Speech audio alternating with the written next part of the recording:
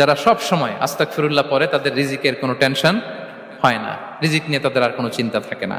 আল্লাহ নবী নূহ আলাইহিস সালাম যিনি ওনার জাতিগোষ্ঠীকে বলেছিলেন ফাকুল তুস্তাগফিরু রাব্বাকুম ইন্নাহু কানা গাফফারা, তোমরা বেশি বেশি ইস্তিগফার পড়ো, তিনি ক্ষমাশীল। ইস্তিগফার পড়লে কি হবে? ইউরসিলিস সামা আলাইকুম মিদরারা, রহমতের বৃষ্টি বর্ষণ হবে, তোমাদের জমিগুলো উর্বর হবে। ওয়া ইউমদিদুকুম বিআমওয়ালি ওয়া বানিন, আল্লাহ তাআলা তোমাদেরকে সম্পদে বারাকা দিবেন, সন্তানে বারাকা দিবেন। ওয়া ইয়াজআল লাকুম জান্নাতিন ওয়া ইয়াজআল লাকুম আনহারা, তোমাদের ফসল ক্ষেতগুলো সবুজ শ্যামল হয়ে ভরপুর হবে, তোমাদের রিজিকে বারাকা নেমে আসবে। তাহলে আমরা যেন বেশি বেশি ইস্তিগফার করি।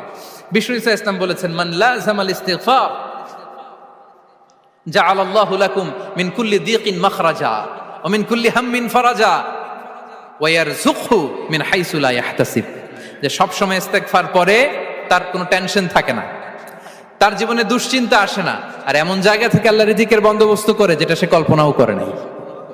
সুবহানাল্লাহ বিহামদি। আমরা যেন বেশি বেশি ইস্তিগফার করি। আস্তাগফিরুল্লাহ, এটা হচ্ছে ভেরি শর্ট ফর্ম অফ ইস্তিগফার। অথবা পড়তে পারেন আস্তাগফিরুল্লাহ আল্লাযী লা ইলাহা ইল্লা হুয়াল হাইয়ুল কাইয়্যুম ওয়া আতুবু ইলাইহি। সাইয়্যিদুল ইস্তিগফার মুখস্থ আছে না আমাদের? এটা যেন বেশি বেশি পড়ি। ইয়াকিনের সাথে যে সাইয়্যিদুল ইস্তিগফার পড়বে, যেই দিন পড়বে ওই দিন যদি মৃত্যু হয় সে জান্নাতি।